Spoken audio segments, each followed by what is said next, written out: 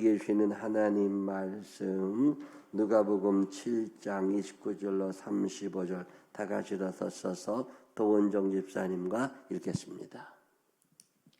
모든 백성과 세리들은 이미 요한의 세례를 받은지라 이 말씀을 듣고 하나님을 의롭다 하되 바리새인과 율법 교사들은 그의 세례를 받지 아니하므로 그들 자신을 위한 하나님의 뜻을 저버리나니라. 또 이르시되 이 세대의 사람을 무엇으로 비유할까? 무엇과 같은가? 비유하건대 아이들이 장터에 앉아 서로 불러 이르되 우리가 너희를 향하여 피리를 불어도 너희가 춤추지 않고 우리가 곡하여도 너희가 울지 아니하였다 함과 같도다.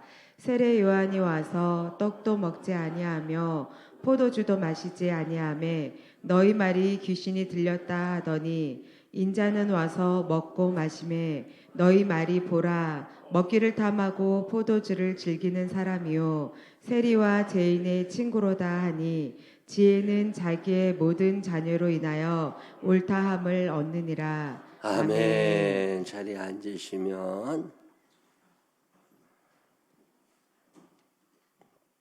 우리 완전도사님 찬양할 건데 그 전에 우리 캄보디아 영상 하나 잠깐 보겠습니다. 오늘 이제 캄보디아 단기 선교팀 출발해요.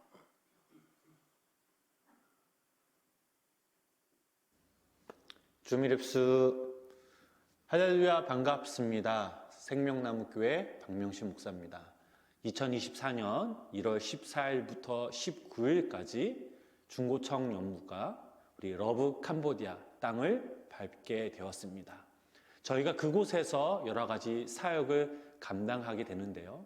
여러분 생각나실 때마다 선교팀을 위해서 또 이영규 목사님 가정을 위해서 또 캄보디아 그 땅을 위해서 함께 기도해 주시면 감사하겠습니다. 잘 다녀오겠습니다. Chumrisu, Sonswakum, Grom Junum Dam Churchivat, Makan Pate Campuchia.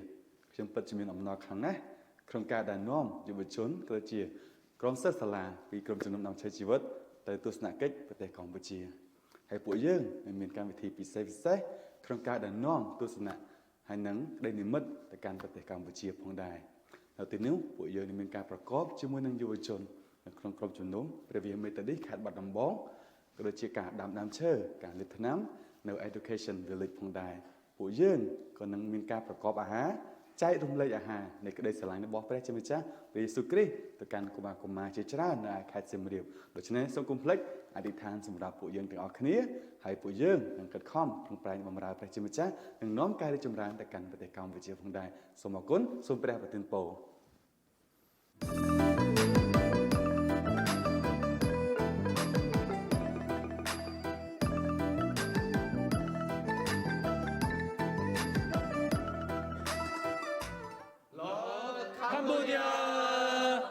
안녕하세요. 저희 청년부가 이번에 캄보디아 러브 캄보디아로 죄송합니다. 뭐라고 했지? 입력이 안 되네요. 안녕하세요. 저희가 이번에 캄보디아 단기 선교를 가게 되었는데요. 많은 관심과 기도 부탁드리고 조심히 잘 다녀오겠습니다.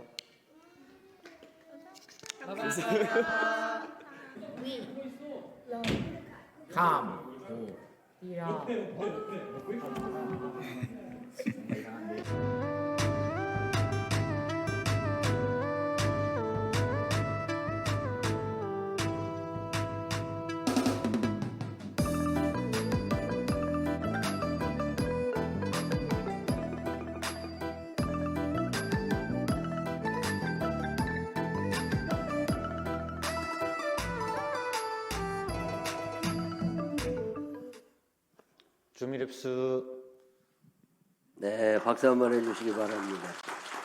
이제 저렇게 갔다 올 거라고. 이 시간에 우리 완전도사님 하나님 앞에 찬양하려고 했습니다.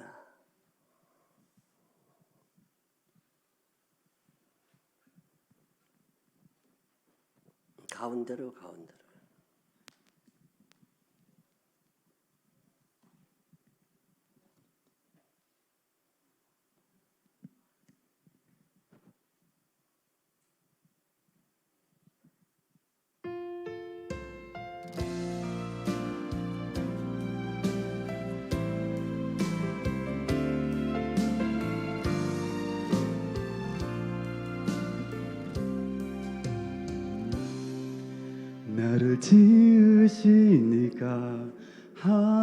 하나님 나를 부르시니까 하나님 나를 보내시니도 하나님 나의 나 된 것은 다 하나님 은혜라 나의 달려갈 길 다 가도록 나의 마지막 호흡 다 하도록 나로 그 십자가 품게 하시니 나의 나 된 것은 다 하나님 은혜라 한량없는 은혜 갚을 길 없는 은혜 내 삶을 애워싸는 하나님의 은혜 나 주저함 없이 그 땅의 발품도 나를 붙드시는 하나님의 은혜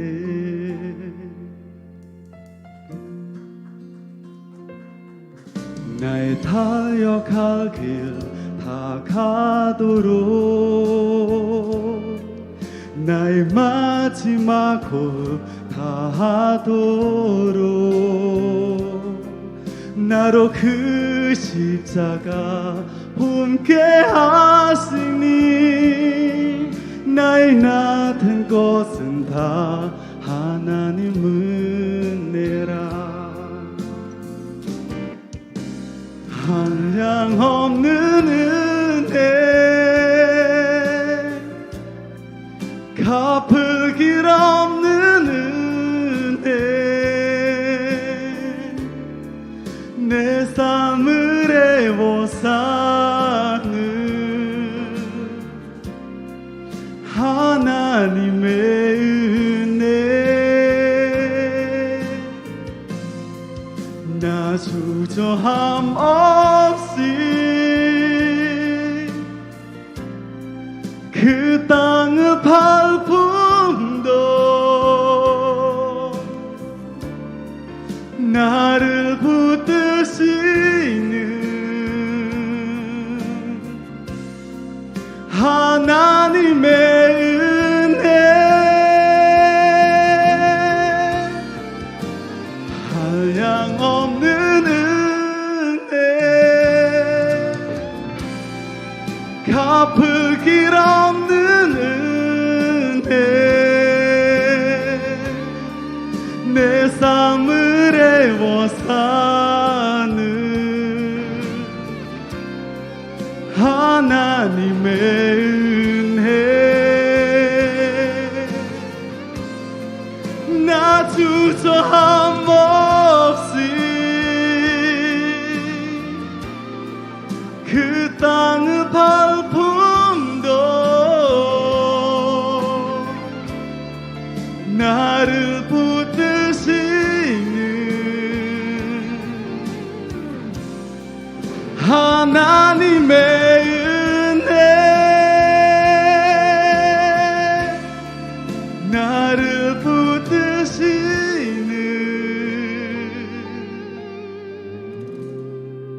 하나님의 은혜 아멘. 아멘. 여러분에게 또 기도 부탁하고 싶은 거 생각날 때마다 우리 완전도사가 한국에 온 이제 3년 된 거지. 한국에 와서 아세아연합신학대학원에서 이제 올해 졸업을 해요. 2월 달에 졸업하는데 오늘 캄보디아 갔다가 거기서 있다가 2월 졸업식 때 잠깐 왔다가 이제 들어가면 거기서 이제 살게 또 계속 학교 일을 하게 될 텐데 완전도사 한 사람 갖고는 모자랍니다. 그래서 캄보디아에 있는 신학 믿음 좋은 청년 하나를 더 데려다가 우리가 2년 3년 대학원 과정을 공부시키고 학비를 대주고 생활비를 지원하고 그래서 예수 잘 믿는 예수님의 사람으로 만들어서 캄보디아로 또 보내려고 그래요. 우리가 가서 선교하는 건 한계가 있어요. 언어의 한계, 문화의 한계, 또 나이의 한계, 다 한계가 너무 많아요. 한국 사람이 해외에 가서 선교하는 게 쉽지 않습니다. 그래서 현지인을 데려와서 예수 잘 믿게 해서 우리 식구 만들어서 보내야 되는데 완전도사가 이제 스타트를 끊는 거예요. 가서 이제 지금 여러분이 들었던 찬양 같은 거를 한국 사람이 만든 찬양인데 캄보디아 말로 번역해서 그분들에게 또 찬양을 가르쳐주고 여러 가지 할 일이 많습니다. 완전도사를 도와서 같이 그런 일을 해줄 젊은 사람이 또 필요한 거죠. 물론 완전도사도 젊지만 더 이제 20살 정도 된 사람 하나 와서 또 뭔가를 해서 보냈으면 하는 바람이 좀 있어요. 그래서 제2의 완전도사가 된 사람이 있어야 그게 우리의 보람이고 그게 사명이고 만약에 그런 사람이 한 사람 오게 되면 여러분이 또 개인적으로 학비도 좀 대주고 생활비도 좀 대주고 그래서 사람만에게 예수 믿는 사람 만들어서 보내는 거 이 굉장히 중요한 선교입니다. 나는 못 가지만 보내는 선교사가 그런 거거든요. 우리는 그런 사명이 좀 있습니다. 기억하시고 잘 기도하시다가 캄보디아에서 아마 이원규 목사님이 또 찾을 거예요. 완전도사도 가도 찾을 거고 뭐 엄한 사람 오면 안 돼. 완전도사 같은 사람이 와야 돼. 아주 A급이에요. 그래가지고 너무 감사해요. 우리도 하나님께 또 찬양하십니다. 예수님의 전부 한번 찬양하겠습니다.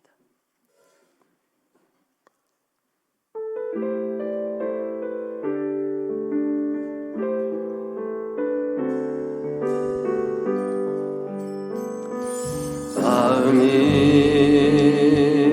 힘들고 지칠 때 어김없이 찾아와 주시는 주님을 만나기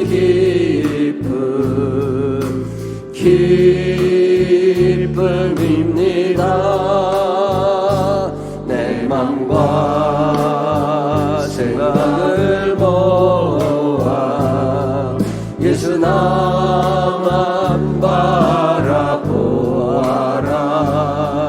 너를 통해 나의 힘 이루어가리.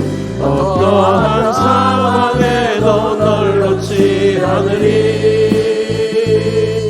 네게 해가 되지 않도록 지켜주리라. 나는 흥하고 힘 있는 예수라. 내가 너의 보호자, 내가 너의 길 인도하리라. 내가 사랑하는 나의 자녀야, 나 예수 생각하라.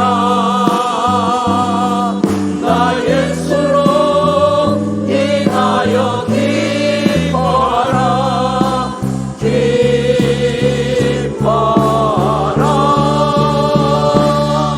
온 내 손 아래 빛나는 값진 보석, 나의 생명과 같고, 나의 생명과 같고, 나의 생명과 같고, 나 예수의 전부니라.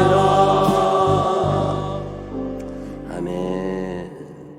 오늘도 하나님의 전을 찾으신 분들과 가정에 예배드리시는 모든 분들 위해 하나님의 은혜가 함께 하시기를 주의 이름으로 축원합니다. 지난주에 우리가 세례 요한 얘기 잠깐 배웠죠.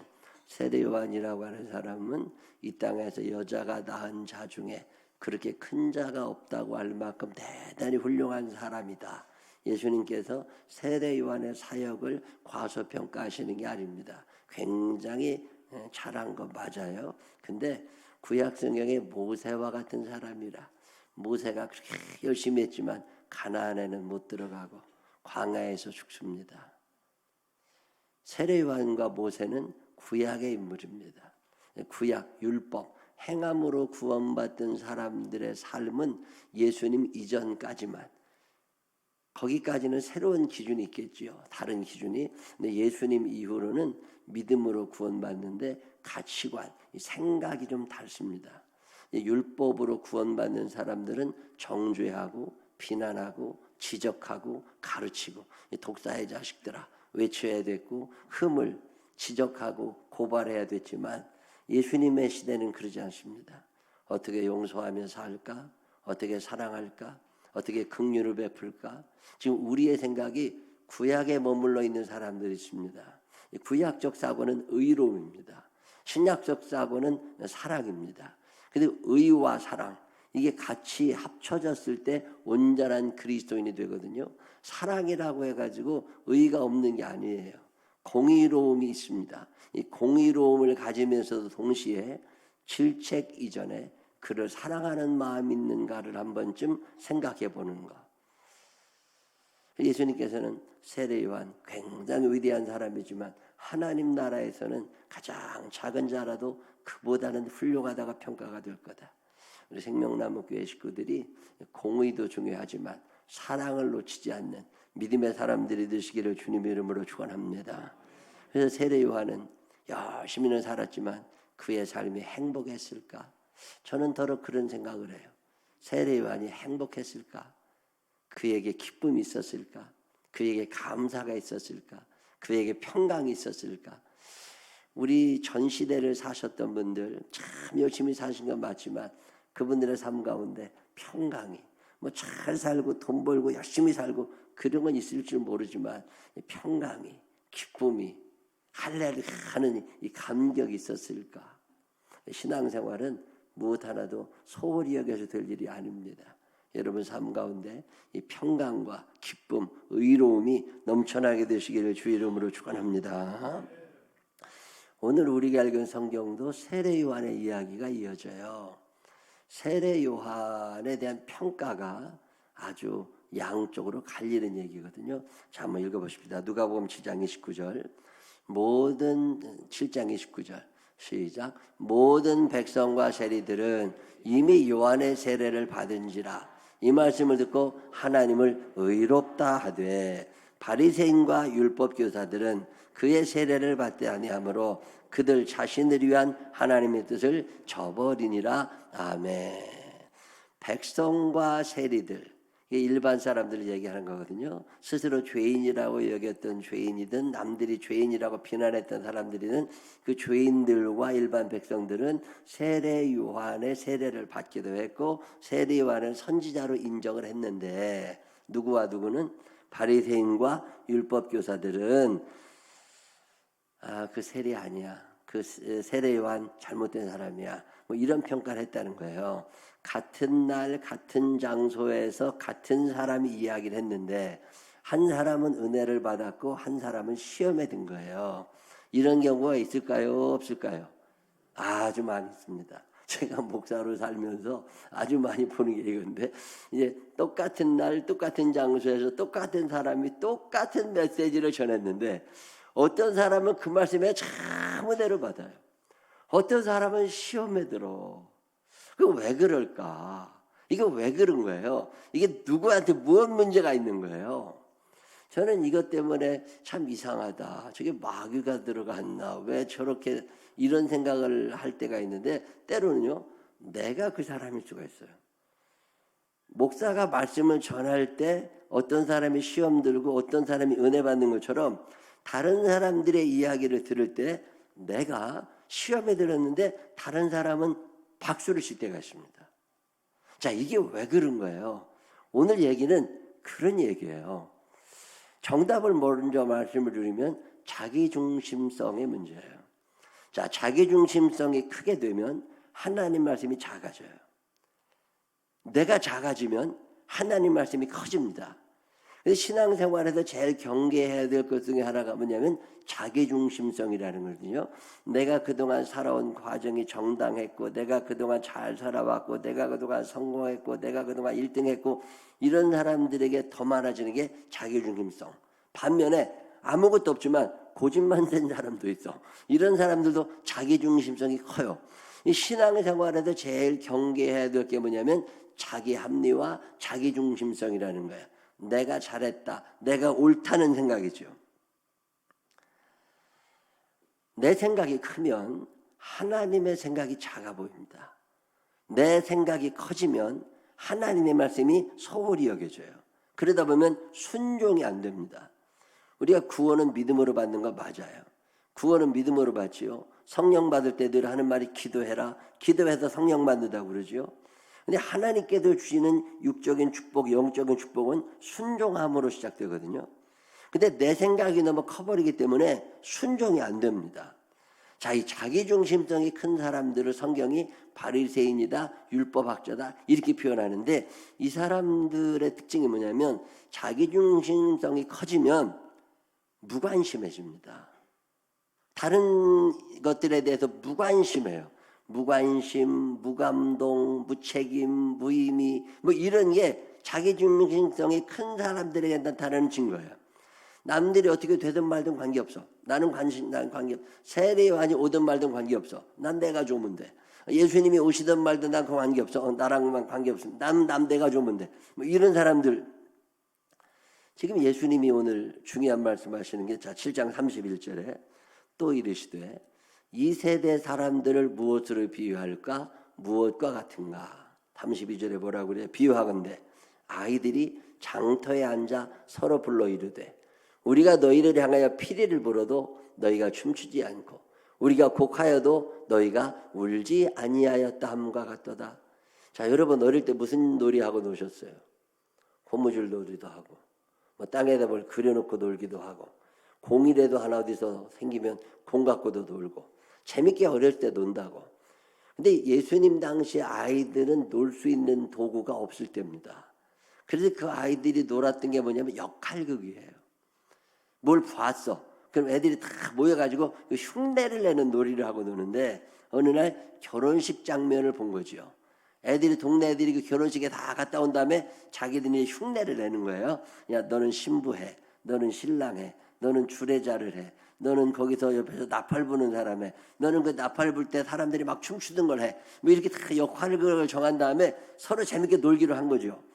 그런데 신랑도 입장하고 신부도 입장하고 주례자도 있고 다른 사람들이 다 좋아하고 나팔을 불면 춤을 춰야 되는 애들이 있는데, 얘네들이 아이 나 마음에 안 들어 그만둘래 가버렸다 그 말이에요. 관심이 없어. 니들이 재밌게 놀든 말든 나는 관심 없어. 그리고 이제 안 놀았어. 우리나라 말로 깽판 쳤다고 그러죠. 나 이거 마음에 안 들어. 깽판 치고 가버렸어. 이런 거 얘기하시는 거거든요. 똑같은 얘기 하나를 더 강조하십니다. 그게 뭐냐면 장례식이에요. 장례식이 나면 시체도 필요하죠. 죽은 사람도 필요해. 들 것을 드는 사람도 필요해. 관 매는 사람도 필요하고 여러 사람이 다 필요하는데, 그중에 누가 필요하냐면 뒤에서 에고 그리고 곡을 하면 따라올 사람이 필요해요. 역할이 다 정해졌습니다. 이제 장례식 행렬이 이제 애들끼리 막 이제 지나가면 그 뒤에서 따라오면서 곡을 한 애들이 있어야 되는데, 얘네들이 아씨 나 재미없어 그만둬 그리고 가버린다 그 말이에요. 전혀 반응을 하지 않아요. 자, 그렇게 살아도 괜찮습니다. 뭐 당장 불편하지 않은데요 뭐. 여러분, 나이가 들어갈수록 외로워지는 거 아세요? 나이가 들면 돈도 있어야 되고 건강도 있어야 되지만 함께 살아가야 될 사람들이 있어야 되는 게 인간입니다.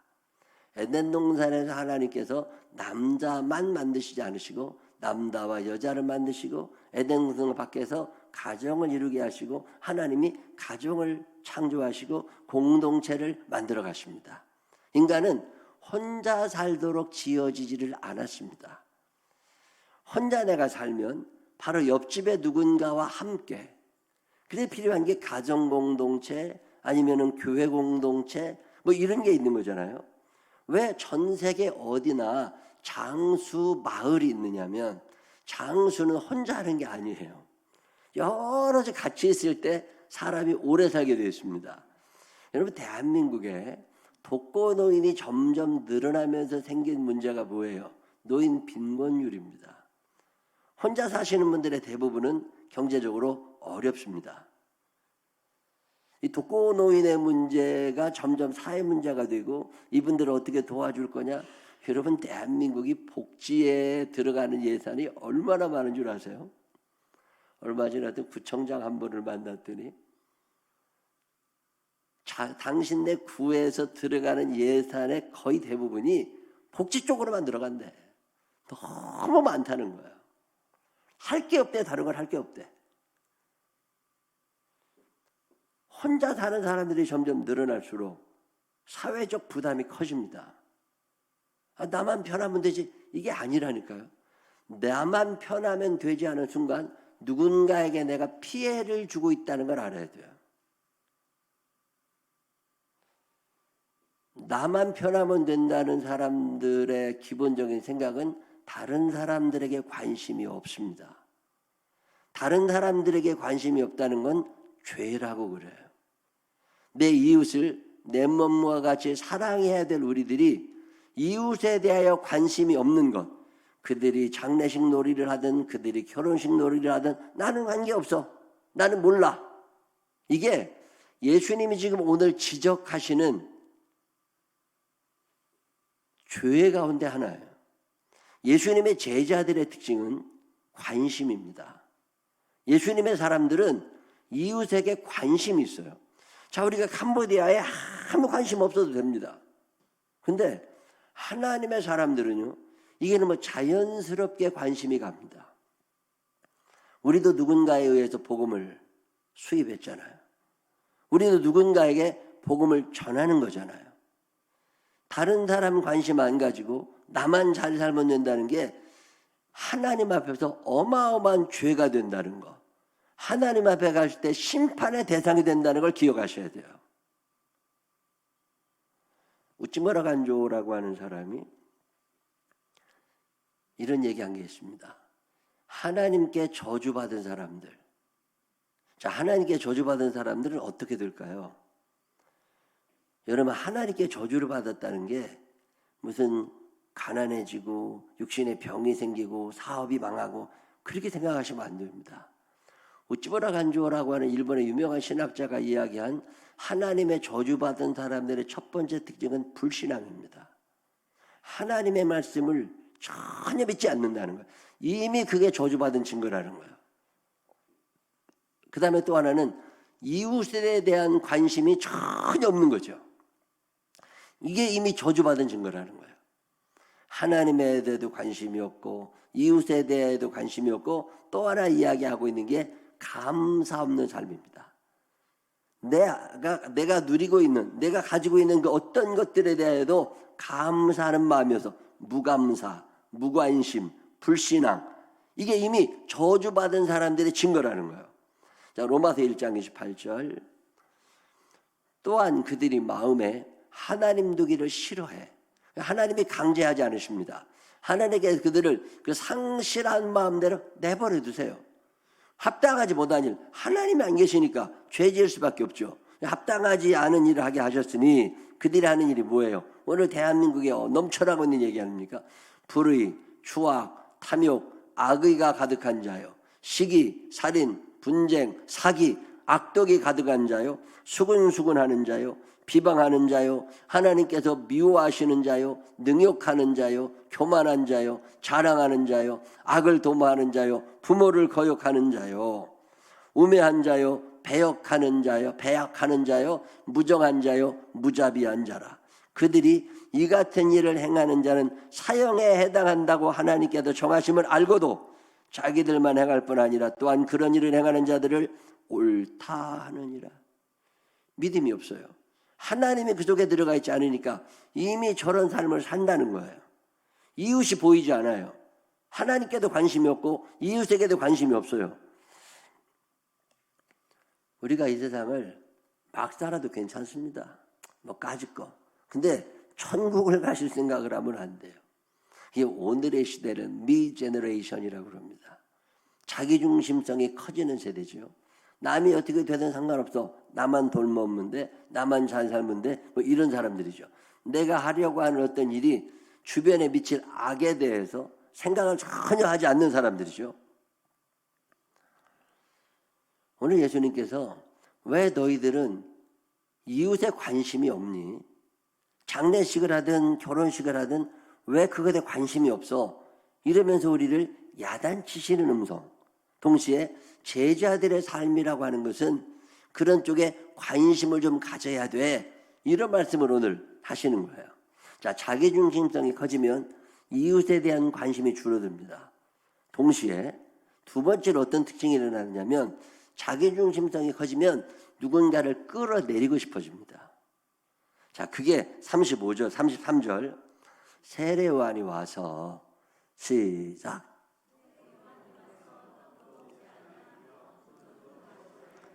너희 말이 귀신이 들렸다 하더니 인자를 와서 먹고 마시매 너희 말이 보라 먹기를 탐하고 포도주를 즐기는 사람이요 세리와 죄인의 친구로다 하니 이게 무슨 얘기예요? 자기중심성이 커지니까 바리새인과 율법학자들이 세례 요한도 틀렸고 예수님도 틀렸고 다 틀렸어. 나만 맞아. 자, 이런 경우가 얼마나 많아요.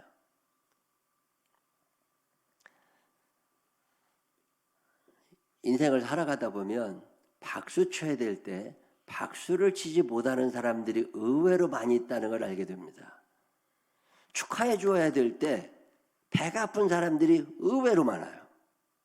이거 참 고쳐야 될 질병인데 예수님은 뭐라고 말씀하시냐면 너희가 살아가는 동안에 관심도 없어 칭찬할지도 몰라 그런 사람들을 제자의 부류에 넣지 않으신다는 거예요. 이게 죄라고 하는 것을 우리에게 가르쳐 주십니다. 만약에 여러분들이 누가 잘된 것에 대해서 박수를 쳐주지 못한다거나 이웃의 아픔이나 기쁨에 관심이 없다거나 그러면 그것 자체가 죄 가운데 있다고 하는 거예요. 그렇게 살아가도 되죠. 근데 천국에서 여러분의 상급이 없음을 아셔야 됩니다. 베드로 같은 사람도 비난을 받습니다. 그런데 베드로가 그 비난에 흔들리지 않아요. 오늘 예수님이 하시는 아주 중요한 말씀 가운데 하나가 35절입니다. 지혜는 자기의 모든 자녀로 인하여 옳다함을 얻느니라. 다른 사람들이 너를 비난할 수 있어. 다른 사람들이 너에게 관심이 없을 수 있어. 그렇다 할지라도 너는 하나님의 자녀되온 인생을 그냥 가라는 거예요. 오늘 성경 본문이 우리에게 이 말씀을 해주세요. 너희가 인생을 살면서 제자의 삶을 살기로 하거들랑 첫 번째로는 관심을 좀 가지라는 거예요. 누구에게? 하나님의 말씀이나 이웃에 대해서. 두 번째로 하시는 말씀은 뭐냐면 누군가를 끌어내리려고 하는 것이 세상 사람들의 특징이야. 내가 잘됐다 그러면 비난하려고 그러고 박수 치려고 하지 않는다 할지라도 그것에 흔들리지 말으라는 거예요. 내가 하나님의 뜻대로 살아가는 것에 대해서 다른 사람들이 비난할 수 있습니다. 그때 기죽지 말고 너희는 어떻게 하라는 거예요? 지혜는 자기의 자녀에게 의해서만 옳다함을 받는 거니까 그들의 인정에 목말라 하지 말고 이 길이 진리의 길이라고 생각하면 그 길에 서라고 말씀하십니다. 왜 그래야 돼요? 우리는 여기서 끝내는 사람들이 아닙니다. 하늘의 상급을 바라보는 사람들이기 때문에 그런 거죠. 예수님이 그래서 말씀하십니다. 오늘이 세례요한에 관계된 이야기에서 우리가 생각해야 될 게 하늘의 상급입니다. 저는 이 말씀 읽으면서 하늘 상급이 참 많이 생각이 나요. 나는 하늘에서 어떤 상급을 받게 될까? 여러분 하나님 앞에 가면 어떤 상급을 받을 것 같으세요? 내가 이웃에게 무관심했습니다. 내가 이웃을 끌어내리는 자이었습니다. 남들이 나를 인정해주지 않는 것 때문에 내가 속상해했어요. 자, 하나님 앞에 가면 어떤 상급을 받게 될까?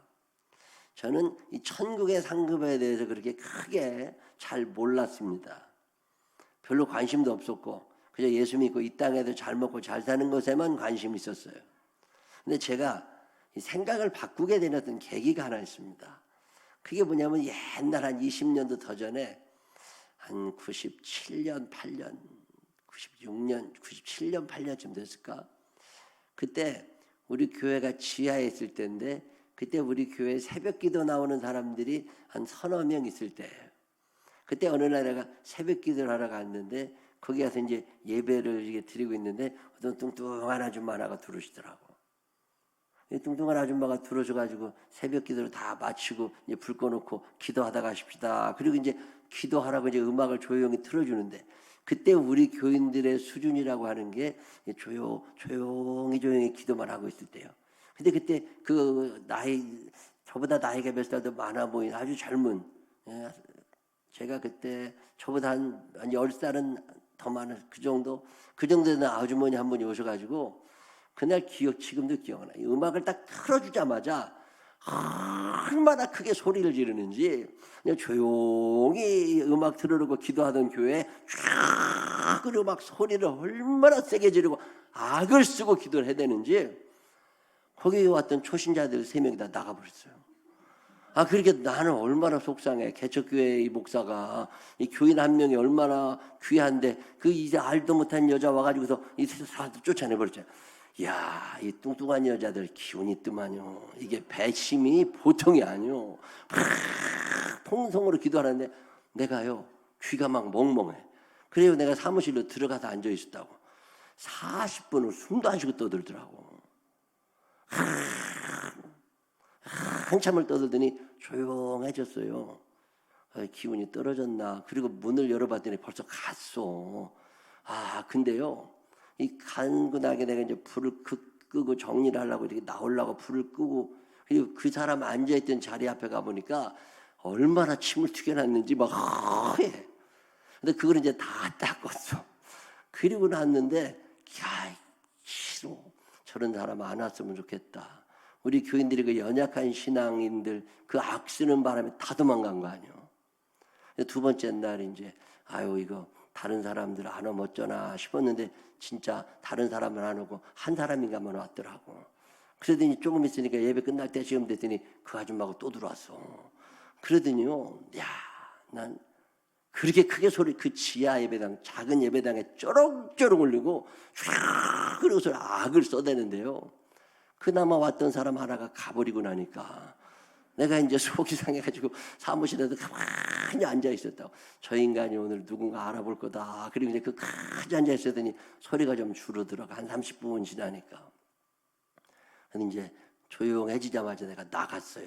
그래서 내가 물어봤다니까 누구시냐고 어느 교회 다니시냐고 우리 교회까지 오셔서 기도해 줘도 고맙다고. 그랬더니 그냥 많이 자기가 이 동네 이사 왔는데 기도할 교회를 찾다가 우리 교회를 찾았다고. 그러면서 자기가 권사님이시냐고 물어봤더니 아니래. 자기가 어떤 교회 신방전도사 하다가 지금은 그만두셨다고 그러더라고.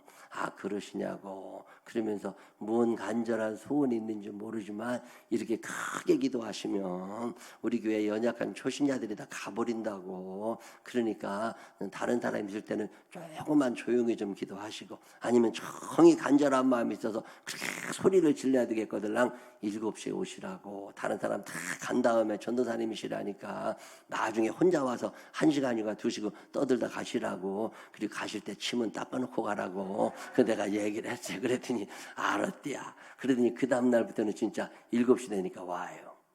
그러더니 그렇게 소리를 지르고 기도를 해대. 그러더니 어느 날 날 보고서 목사님 자기 집에 신방을 한번 좀 오랴. 그래서 아니 웬 신방을 가냐고 그랬더니 자기 남편의 집에 왔대. 그럼 평소에는 집에 안 오냐고 그러니까 남편이 바람둥이래. 그래가지고 집 나가면 한동안 안 온대요. 그래도 어쩌다 한번 오면 아플 때만 온대. 병들면 왔다가 병 고쳐주면 또 나가고 그래서 얼굴 몇 번 못 보고 산 남편인데 이번엔 죽으러 들어온 것 같대. 이번에 안 났을 것 같아 병이. 그렇다고 목사님 죽기 전에 와서 예배 좀 드려달라고. 그러니까 궁금하잖아. 평생 바람둥이라는데 어떻게 생겼나 궁금해가지고 가보고 싶어가지고 알았다고 그러고 갔어요. 반지하방 방 한 칸에 혼자 사시는데 남편이 누워있더라고. 남편이라고 요만밖에 아니야. 삐쩍 말라가지고 그 전도사님이 이렇게 뚱뚱하거든. 깔고 앉으면 죽게 생겼어. 그런 것이 거기 이제 이렇게 누워있어요. 그래 가가지고 예배 얼굴이 새까만요. 가난 말기요. 황달을 넘어서 흑달이 돼가지고요. 얼굴이 잠깐만요. 내가 얘기했습니다. 하나님 말씀 전하고 예수 꼭 믿어야 천국 간다고. 그리고 얘기하고서 이제 예배드리고 나왔어요. 그러고 났는데 7시쯤 오서 매일마다 기도하시던 전도사님이 어느 날 안 와. 그래서 이제 어디 갔나 그랬더니 나중에 3, 4일 지나서 만났는데 알아보니까 남편이 죽었대요. 그래서 남편이 이제 죽어가지고 장례를 치렀대. 내가 그 전도사님 보고 어떻게 남편 예수 믿고 천국은 갔냐고 그랬더니 자기가 죽기 전에 강제로 영접 기도도 시키고 회개도 시키고 다 했대. 그래서 이제 천국은 보내야 된다는 생각을 한다는 거예요. 아무리 왼수 같은 남편이지만 천국은 보내야 되니까 열심히 기도를 했는데 자기도 너무 궁금하대요. 남편이 천국 갔나 지옥 갔나. 그래서 방에 앉아가지고 어느 날 하나님께 기도를 했답니다. 하나님 아버지, 우리 남편이 평생 무책임하게 무관심하게 다른 사람 쳐다도 안 보고 쥐잘난 받아 살다가 죽은 사람인데 하나님 그래도 천국은 보내야 될 것 같아서 예수님 옆에 십자가에 달려있던 강도는 마지막 순간에 예수님 믿는다고 해서 천국 갔는데 우리 남편도 죽기 전에 회개도 했고 영접기도 했는데 천국은 갔습니까? 갔습니까? 그리고 매일마다 물었대요. 그리고 물었는데 어느 날 방에서 혼자 기도를 하는데 기도하던 중에 하늘이 열리고 환상이 보이면서 천사가 와서 자기를 데리고 천국을 가더라는 거예요. 근데 이 양반이 천국 갔다 온 얘기를 나한테 해줘요. 근데 뭐라고 그러냐면 천국에 갔더니 큰 집들이 그렇게 많대요. 그러면 천사가 자기를 데리고 다니면서 이 집은 누구네 집이다, 이 집은 누구네 집이다 그러는데 그렇게 그 집이 좋더래. 어떤 골목에 들어갔더니요, 그 골목은 골목도 크지만 집들이 의리리 오더래요. 믿음 생활 잘했던 사람들의 집을 쫙 보여주시는데 저 끄트머리 갔더니 그 집 굉장히 큰 집 앞에 조그만 개집이 요만한 게 하나 있더래요. 그 옛날에 그 사과 깨짝으로 만든 개집 있잖아요. 그래서 개집이 있는데 그 개집 앞에까지 갔는데 아이고 천국에서도 누가 개 키나. 그래가지고 개집에 어떤 개가 사나 이렇게 봤더니요 거기서 자기 남편이 쑥 나오더라는 거예요. 그러면서 나보고 뭐라고 그러냐면 아유 목사님 천국에 가긴 갔는데 개집도 살아요. 개집도 살아요. 난 그게 아직도 안 잃어버리죠. 여러분 이 땅에 사는 동안 신앙생활 맘대로도 괜찮아요. 근데 개집도 살아야 될 수 있어요. 난 지금도 그 생각이 나요. 나의 집을 오늘도 내가 짓는 거잖아요. 내가 하나님 앞에 신앙생활 열심히 하려고 하고 이웃에게 관심도 가지고 하나님을 사랑하려고 하고 그들이 나를 어떻게 받았는지 간에 내가 신앙의 양심을 따라 살려고 하는 이 모든 과정이 하늘의 상급을 쌓는 과정인 거라. 이 하늘의 상급이 큰 사람들은 거기서 그 전도사님이 갔다 보고 왔던 것처럼 의리한 집에서 영원히 살 수 있는 거지만 그러지 않은 사람들은 개집 같은 데서 살아야지 어디 간대. 자, 옆 사람 손을 꼭 붙잡고 물어봐요. 너네 집은 어떻게 생겼냐? 시작. 너네 집은 어떻게 생겼냐? 저는요 그분 말씀이 더 생각나. 내 집은 하나님이 어떻게 지으셨을까? 천국 갔다 온 사람들 얘기 들어보면 바울 목사님 집이 그렇게 크고 좋다고. 오늘 성경에 그 얘기합니다. 이웃에게 무관심한 사람들, 하나님에게 무관심한 사람들, 남이 뭐 잘되기만 하면 끌어내리려고 하는 사람들, 그런 사람들에게는 상급이 없다는 거예요. 그래서 바리새인과 율법학자들은 상급이 없다는 얘기를 하시는 게 오늘의 이야기입니다. 여러분 사는 날 동안 참 믿음의 사람이 되어서 하나님 사랑, 이웃 사랑을 실천하시는 동안 하늘의 상급을 쌓아놓을 수 있는 믿음의 사람들이 되시기를 주님의 이름으로 축원합니다. 기도하겠습니다. 하나님 아버지, 나는 오늘 무관심한 사람입니까? 아니면 하나님 사랑, 이웃 사랑을 실천하는 사람입니까? 무관심하고 무감동하고 무책임하고 이런 사람들 되지 않게 하여 주시고 이웃에 대해서 관심을 가질 수 있는 사람들 되게 하여 주시옵시고 하나님에 대해서 하나님의 말씀을 내 마음의 본물로 받아들이고 하나님의 말씀을 존중히 여기는 믿음의 사람들이 되게 하여 주옵소서. 축복하실 주님을 찬양합니다. 하늘의 상급이 쌓이는 바른 신앙생활 이어가게 하여 주시기를 원하옵고 예수님 거룩하신 이름으로 기도드렸습니다. 아멘.